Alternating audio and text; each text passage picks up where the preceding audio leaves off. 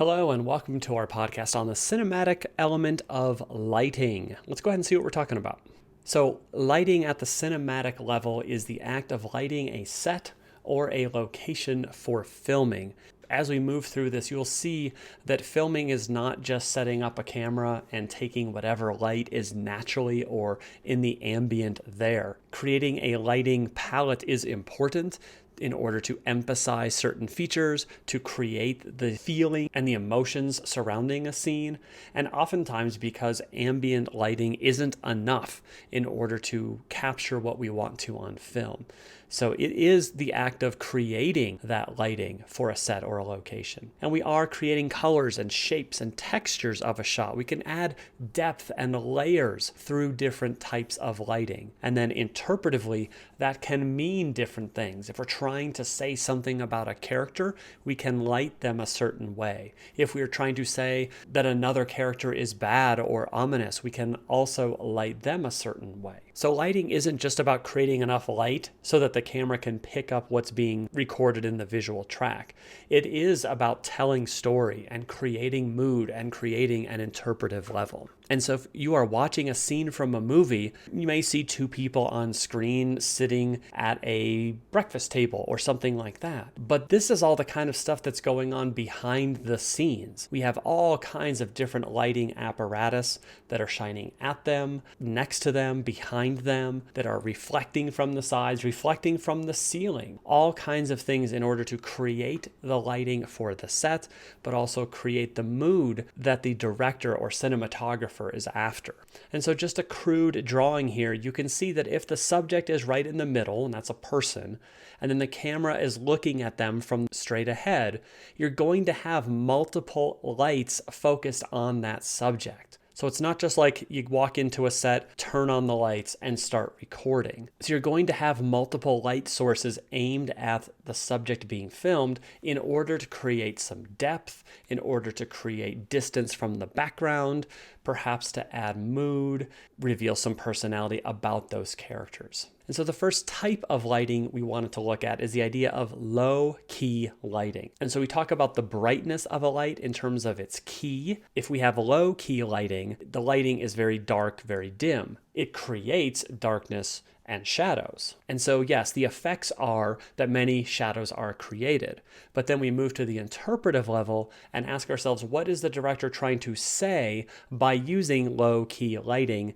and keeping many shadows around? It could be that the director is trying to create something that is scary, suspenseful, pass on the idea of uncertainty or doubt. Because think about it, you can't see all of the facial features of certain characters, so we as an audience don't really know what they are doing or what they are emoting. As humans, we are very good at picking up on nonverbal cues. And if we cannot see a facial feature because the director has taken that away by putting the face in shadow, we are less likely to potentially understand what that character is truly about, what that character is truly doing, thinking, feeling, believing, etc. Here are some still examples from various films that are using low-key lighting.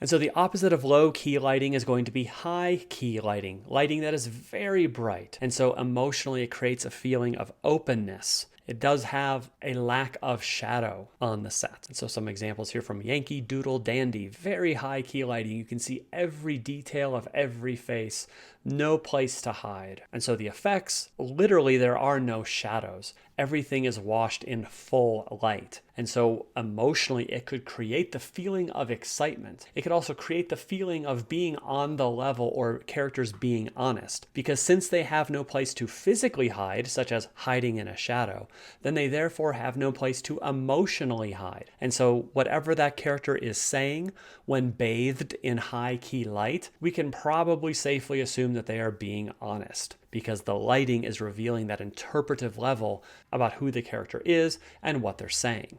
An example from The Hobbit. The third type of lighting we want to look at is what we call bottom, side, or back lighting. And so literally this is when the light source is either from the bottom, the side, or the back of the subject. And so you can imagine similar to taking a flashlight while sitting around a campfire, where the lighting around the campfire is pretty dark except the light from the campfire.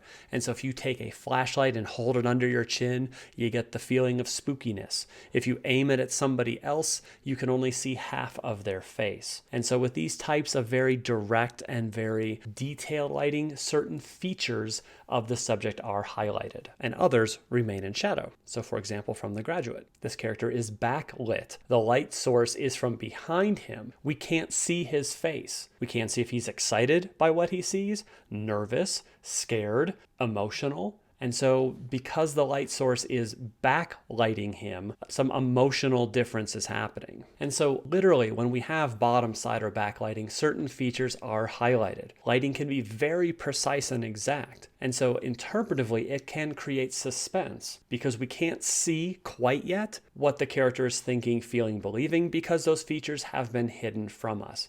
And like I said before, humans are very attuned to non-verbal communication patterns. We are good at picking up small facial tics, an eye flick, a nose flare, the curl of a lip. But if we can't see those because the director has hidden them in shadow, we are left without one of our strengths as humans. We can't see those things. And so this creates suspense.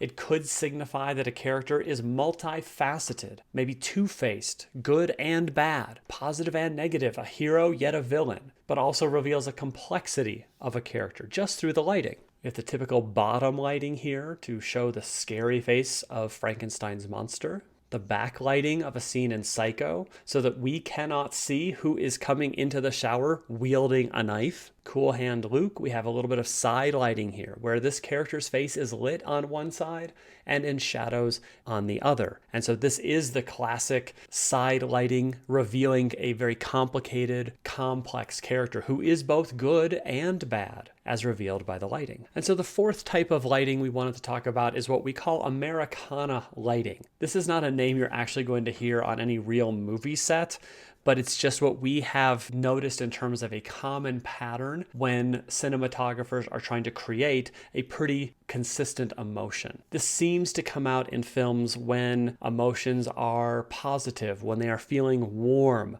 when there's a feeling of society and gathering and love and positive emotions. So for example, these stills from Armageddon, after the crew has saved the world from the hurtling asteroid and everybody is celebrating around the globe, the lighting is very warm and comforting and reassuring because America and the world will live on. So we get that almost sunset effect over the film.